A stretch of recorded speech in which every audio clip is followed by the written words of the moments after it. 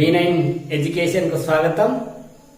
మనం ఈరోజు ఒక కొత్త అంశాన్ని గురించి నేర్చుకుందాం. మనం బానిసల్లా పుట్టి ఉండవచ్చు, కానీ బానిసల్లా చావకూడదని చెప్పినటువంటి రియల్ హీరో, ప్రతి భారతీయుడికి అప్పటికి ఇప్పటికీ ఎప్పటికీ భారతీయుడి గుండెల్లో నిలిచిన రాయల్ బెంగాల్ టైగర్, ఒక గొప్ప స్వతంత్ర సమరయోధుడు, ఒక రాజకీయవేత్త, మరియు బ్రిటిష్ వారి గుండెల్లో రైళ్లు పరిగెత్తించిన యోధుడు. ఆయన పోరాట పటిమ, ఆత్మవిశ్వాసం, దూరదృష్టి, దేశభక్తి నేటి తరాలకే కాక భవిష్యత్ తరాలకు కూడా ఆదర్శం. మరియు అతడు చనిపోవచ్చు, కానీ అతడు జై హింద్ రూపంలో ప్రతి భారతీయుడి గుండెల్లో నిలిచే ఉంటాడు. అతడు మరణించాడా, లేకపోతే మాయమైపోయాడా, లేకపోతే విమాన ప్రమాదంలో మరణించాడా, మరి లేకపోతే 1985లో ఫైజాబాద్ బాబా లేకపోతే గున్నామి బాబా అవతారం ఇచ్చి 1985లో మరణించాడా అనేటువంటి ప్రశ్నలకు సమాధానమే ఈరోజు special story on about Subhash Chandra Bose. Subhash Chandra Bose August 18, 1945 plane crash లో మరణించాడని జపాన్ అధికారులు చెప్తున్నారు. 75 సంవత్సరాలుగా భారత ప్రభుత్వం ఒక స్వతంత్ర సమర యోధుని మరణాన్ని ఎందుకు సీక్రెట్ గా ఉంచుతుంది అంటే, ఒకవేళ నేతాజీ యొక్క మరణాన్ని ప్రపంచ దేశాలకు తెలియజేస్తే కొన్ని దేశాలతో రక్షణ, ఆర్థిక, సైనిక సంబంధాలు దెబ్బతింటాయని ప్రభుత్వం మనకు చెప్తుంది. August 17, 1945 Saigon airport, Singapore, మిస్టిబిష్ K-21 bomber plane లో సుభాష్ చంద్రబోస్, అతని బాడీగార్డ్ రెహమాన్, ఇతర జపాన్ అధికారులు ఉన్నారు. ఇది ప్లాన్ ప్రకారం సింగపూర్ నుంచి, తైవాన్ నుంచి, అటు నుంచి మంచూరియా నుంచి టోక్యోకి వెళ్ళాలి. ఈ సైగాన్ ఎయిర్పోర్ట్ నుంచి బయలుదేరినటువంటి విమానం సాయంత్రానికి వియత్నంలో ల్యాండ్ కావడం జరిగింది. వియత్నం నుంచి మార్నింగ్ అంటే ఆగస్ట్ 18, 1945 లో నుంచి వియత్నం నుంచి తైవాన్లోని తైహు ఎయిర్పోర్ట్కు బయలుదేరడం జరిగింది. అక్కడ ఏరోప్లేన్ రీబూట్ చేసి మళ్ళీ అక్కడి నుంచి కూడా వాళ్ళ జర్నీని స్టార్ట్ చేయడం జరిగింది. తైవాన్లోని తైహు ఎయిర్పోర్ట్ నుంచి బయలుదేరినటువంటి విమానం ఒకేసారి పైకి ఎగిరిన తర్వాత ఆ కొండల దగ్గర ఒకేసారి కుప్పకూలడం జరిగింది. ఈ విమాన ప్రమాదంలో ఆ ఉన్నటువంటి పైలట్లు మరియు నేతాజీ యొక్క బాడీగార్డ్ అందరూ మరణించడం జరిగింది. నేతాజీ గాయాలతో బయటకు రావడం జరిగింది. గాయాలతో బయటకు వచ్చినటువంటి నేతాజీని తైహూకు హాస్పిటల్లో చేర్చడం జరిగింది. అదే రోజు సాయంత్రం ఆగస్ట్ 18, 1945 లో అదే హాస్పిటల్లో మరణించాడని జపాన్ అధికారులు మనకు చెప్తున్నారు. స్వాతంత్రం రావాలంటే అహింస ఒకటే మార్గమని గాంధీజీ నమ్మినాడు. అహింసతో ₹1 బిల్లా కూడా రాదని వాదించినటువంటి వ్యక్తి బోస్. రోజు మాంసం తిన్న సింహానికి శాకాహారం తినమంటే తింటుందా? రాయల్ బెంగాల్ టైగర్ లాంటి నేతాజీని అహింస మార్గంలో నడవమంటే నడుస్తాడా? మనం అహింసా మార్గంలో నడుస్తామంటే బ్రిటిష్ వారు మనను చేతగాని దద్దమ్మలు అనుకుంటారని బోస్ యొక్క వాదన. మన శత్రువుతో చేతులు కలిపితే బానిస సంఖ్యలు తెంపవచ్చని యొక్క నేతాజీ చెప్పడం జరిగింది. రెండో ప్రపంచ యుద్ధం చివరి దశకు వస్తున్నటువంటి కాలంలో భారతదేశానికి స్వాతంత్రం వస్తుందని నెహ్రూ, గాంధీజీ ఎదురు చూస్తున్నారు. కానీ బోస్ ఏమన్నాడంటే ఈ రెండో ప్రపంచ యుద్ధ కాలంలోనే బ్రిటిష్ వారిని కోలుకోని దెబ్బతీయాలని నేతాజీ వాళ్ళతో ఎదిరించడం జరిగింది. స్వాతంత్రం రావాలంటే రక్తం చిందించాల్సిందే అని నేతాజీ వాదించడం జరిగింది.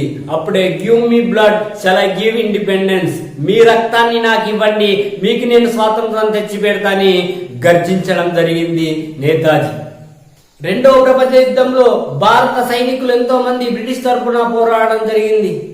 ఎవడి కోసమో మనం ఎందుకు పోరాటం చేయాలి, ఎవడి కోసమో భారత సైనికులు రెండో ప్రపంచ యుద్ధంలో పాల్గొనాలని గాంధీజీతో ఎదిరించడం జరిగింది. ఈ విషయాలు విన్నటువంటి బ్రిటిష్ ప్రభుత్వం నేతాజీని అరెస్ట్ చేసి జైల్లో పెట్టడం జరిగింది. జైల్లో పెట్టిన తర్వాత మళ్ళీ హౌస్ అరెస్ట్ చేయడం జరిగింది. హౌస్ అరెస్ట్ లో ఉన్నటువంటి నేతాజీని సైలెంట్ గా ఉంచకపోతే భారతదేశంలో మనం ఎక్కువ రోజులు పరిపాలించలేమని బ్రిటిష్ వారికి బాగా తెలుసు. హౌస్ అరెస్ట్ లో ఉన్నటువంటి నేతాజీ తన హౌస్ అరెస్ట్ నుంచి 1941 జనవరి 19 నాడు హౌస్ అరెస్ట్ నుంచి తప్పించుకోవడం జరిగింది. తన బాల్య ముస్లిం స్నేహితుడిని ఇంటికి రప్పించుకొని అతనిలా గడ్డం పెంచుకొని మూగా చెవిటి వాడిలా నటిస్తూ హౌస్ అరెస్ట్ నుంచి 1941 జనవరి 19 నాడు తప్పించుకోవడం జరిగింది. హౌస్ అరెస్ట్ నుంచి తప్పించుకొని పేషవర్ నుంచి కాబూల్ నుంచి మాస్కో నుంచి బెర్లిన్, జర్మనీ రాజధాని బెర్లిన్ కు సేఫ్ గా నేతాజీ చేరడం జరిగింది. నేతాజీ తప్పించుకున్న విషయం బ్రిటిష్ వారికి తెలియగానే ఒకేసారి ఉలిక్కి పడ్డది. నేతాజీని ఏ విధంగానైనా భారతదేశ సరిహద్దులు దాటక ముందే చంపివేద్దామని అనుకోవడం జరిగింది. కానీ ఇతడు సేఫ్ గా జర్మనీకి చేరడం జరిగింది. జర్మనీకి చేరిన నేతాజీ ప్రపంచాన్ని శాసించే శక్తి సామర్థ్యాలు ఉన్నటువంటి హిట్లర్తో భారతదేశ పరిస్థితులను వివరించాడు. అక్కడ భారతదేశ యుద్ధ ఖైదీలుగా ఉన్నటువంటి 10,000 మందితో ఆజాద్ హిందూ ఫౌజును ఏర్పాటు చేయడం జరిగింది నేతాజీ. ఈ ఆజాద్ హిందూ ఫౌజుకు జర్మనీ సైన్యం సహాయం చేస్తే బ్రిటన్ దేశాన్ని ఒక ఫుట్బాల్ ఆడుకోవచ్చని నేతాజీ అనుకోవడం జరిగింది. హిట్లర్ ఏమన్నాడంటే అది మా మిత్ర దేశమైన జపాన్ ఆసియా ఖండాన్ని చూస్తుంది, ఆసియా ఖండాన్ని పాలిస్తుంది, కాబట్టి మా సహాయం ఏమి చేయలేమని ఒక హిట్లర్ జర్మనీ దేశం చెప్పడం జరిగింది. హిట్లర్ అలా చెప్పగానే అతడు జర్మనీ జలంతర్గామి ద్వారా జపాన్ కు బయలుదేరడం జరిగింది.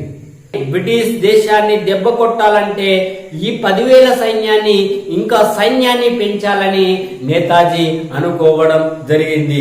ఎక్కడైతే భారత యుద్ధ ఖైదీలు ఉన్నారో అదే మయన్మార్, సుమిత్రా, మరి షాంఘై, హంకార్, బర్మా దేశాల్లో ఉన్నటువంటి భారత యుద్ధ ఖైదీలందరితోని ఈ ఇండియన్ నేషనల్ ఆర్మీని బలోపేతం చేయడం జరిగింది నేతాజీ.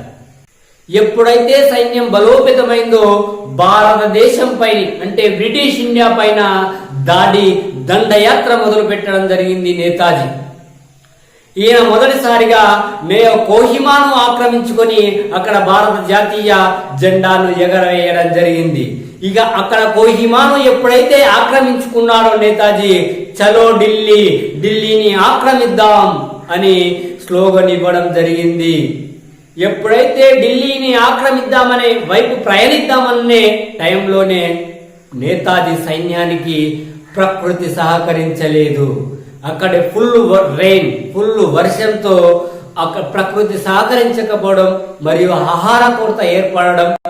అదే టైంలో 1945లో సహాయం చేస్తానటువంటి జపాన్ రెండవ ప్రపంచ యుద్ధంలో 1945 ఆగస్టు 15 నాడు ఓడిపోయినట్టు అంగీకరించడం, ఈ అన్ని విషయాలు దానికి సహకరించకపోవడంతో ఇండియన్ నేషనల్ ఆర్మీ వెనక్కి తగ్గడం జరిగింది.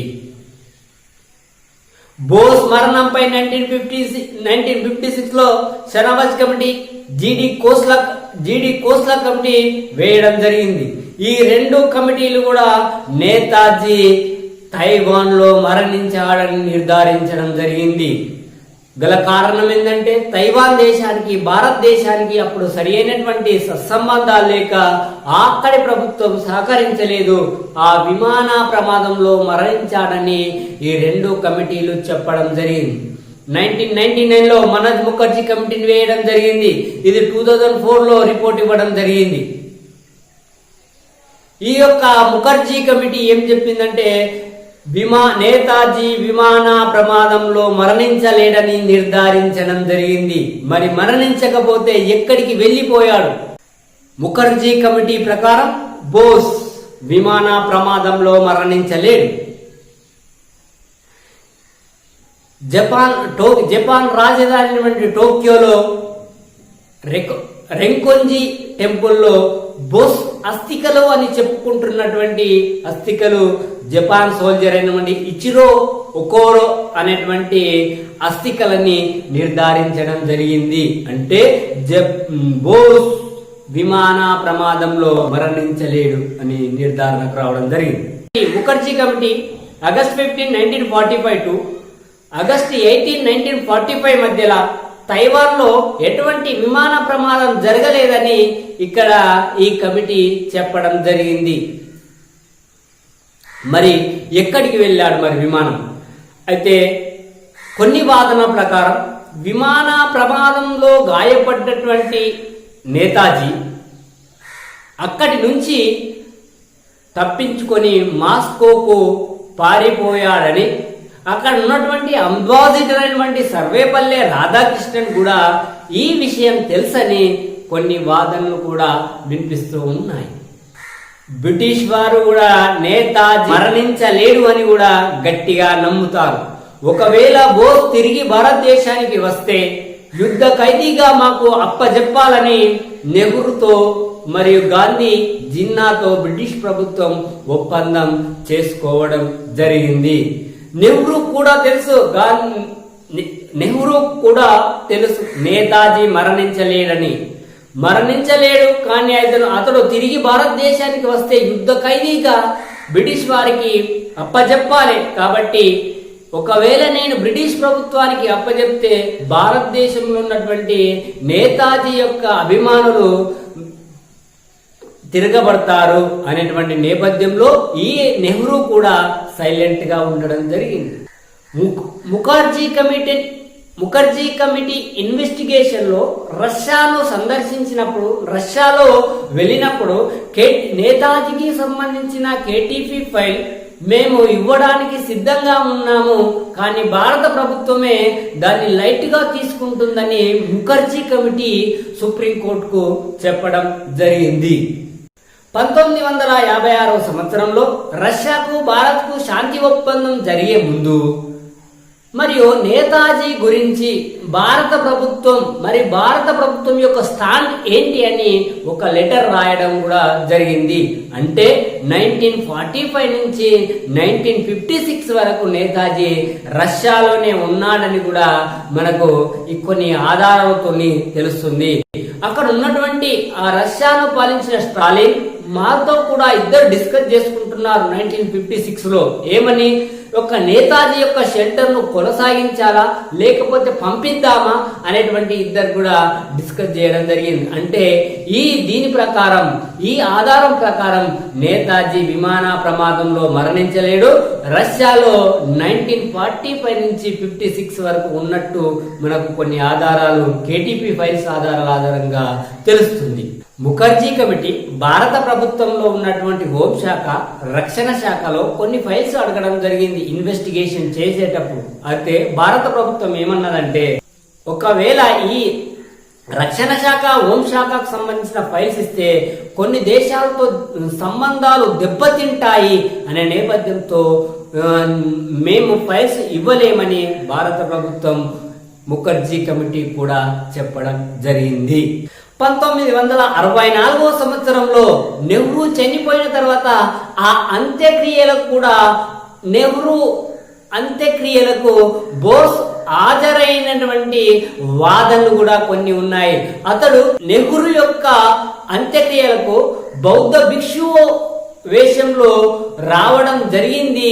ఇతన్ని లాల్ బహదూర్ శాస్త్రి స్వయంగా నెహ్రూ అంత్యక్రియలకు తీసుకువచ్చారన్నటువంటి వాదనలు కూడా కొన్ని ఉన్నాయి. 1956 తర్వాత కూడా నేతాజీ మరణించలేడు అనేదానికి ఇంకొక ఆధారం ఉంది. 1980 సంవత్సరంలో అయోధ్యలో ఉన్నటువంటి ఫైజాబాద్ ప్రాంతంలో ఒక గున్నామీ బాబా అవతారం ఎత్తి సంచరిస్తున్నటువంటి వ్యక్తే నేతాజీ అని చాలా మంది కూడా నమ్మేవాళ్ళు. ఈ ఫైజాబాద్ గున్నామీ బాబా సేమ్ బోసులానే ఉన్నాడు అని కూడా చాలా మంది అనుకునేవాళ్ళు. ఈ గున్నామీ బాబా కూడా నేనే బోస్ అని తన దగ్గరి వాళ్ళతో చెప్పుకునేవాడట. ఇతడు స్టాలిన్ గురించి, మావో గురించి, రష్యా దేశం గురించి చాలా విషయాలు తన దగ్గరి వారి దగ్గర చెప్పేవారని కూడా మనకు కొన్ని వాదనలు కూడా వినిపిస్తూ ఉన్నాయి. అయితే 1985 సెప్టెంబర్లో ఈ గున్నామీ బాబా మరణించడం జరిగింది. ఈయన మరణించిన తర్వాత యూపీ ప్రభుత్వాన్ని యొక్క నేతాజీ ఫాలోవర్స్ కూడా అందరూ కూడా డిమాండ్ చేయడం జరిగింది. అతన్ని దగ్గర ఉన్నటువంటి వస్తువులను, అంటే అతని దగ్గర నేతాజీ ఫోటో ఉన్నటువంటి 2 స్టాంపులు, ఆజాద్ హిందూ ఫౌజ్ చెందినటువంటి కొన్ని బైనాక్యులర్ కూడా అక్కడ దొరకడం జరిగింది. నేతాజీ యొక్క చేతిరాత, ఈ గున్నామీ బాబా యొక్క చేతిరాక 2 కూడా సేమ్ గా ఉన్నాయని ఒక ఇంగ్లీష్ పేపర్ కూడా నిర్ధారించడం జరిగింది. అప్పట్లో అన్ని న్యూస్ ఛానల్స్ లేకపోతే న్యూస్ పేపర్లు కూడా ఈ గున్నామీ బాబానే నేతాజీ అని కూడా ఫుల్ గా రాసేశాయని మనం ఇక్కడ చెప్పచ్చు. మరి ఈ ఆధారాలతో అంటే మనం నేతాజీ అక్కడ విమాన ప్రమాదంలో మరణించలేడు అని నిర్ధారణకు రావచ్చు. ఎందుకంటే 1945 నుంచి 56 వరకు ఎక్కడ ఉన్నాడు ఇతడు అంటే రష్యాలోనే ఉండడం జరిగింది. కానీ ఇక్కడ ఆ టైంలో అంటే ముఖర్జీ కమిటీ చెప్పింది, ఆ టైంలో ఏ విమాన ప్రమాదం తైవాన్ లో జరగలేదని ముఖర్జీ కమిటీ కూడా మనకు నిర్ధారించడం జరిగింది. ఆయన డెత్ సర్టిఫికెట్ కానీ, మరి డెడ్ బాడీ కానీ, మరి పోస్ట్ మార్టం రిపోర్ట్ కానీ ఏవి కూడా ఇప్పటికి కూడా లేవు. అంటే ఆ టైంలో ఆ విమాన ప్రమాదంలో నేతాజీ మరణించలేడని మనము గట్టిగా చెప్పవచ్చు. ఆ యొక్క విమాన ప్రమాదం యొక్క ఫోటోలను, ఆ ఇమేజెస్ ను పరిశీలించినప్పుడు ఆ తైవాన్ లో ఉన్నటువంటి తైహూ ఎయిర్పోర్టు కొండల మధ్య ఒక నది ఉండాలి. కానీ ఈ ఇమేజెస్ లో ఈ తైహూకు ఎయిర్పోర్ట్ మరి కొండలు మాత్రమే కనబడుతున్నాయి. కానీ అక్కడ ఉన్నటువంటి నది మాత్రం కనబడట్లేదు. అంటే ఈ యొక్క విమాన ప్రమాదం యొక్క ఫోటోలు ఫేక్ ఫోటోలు అని మనం నిర్ధారించడం జరిగింది.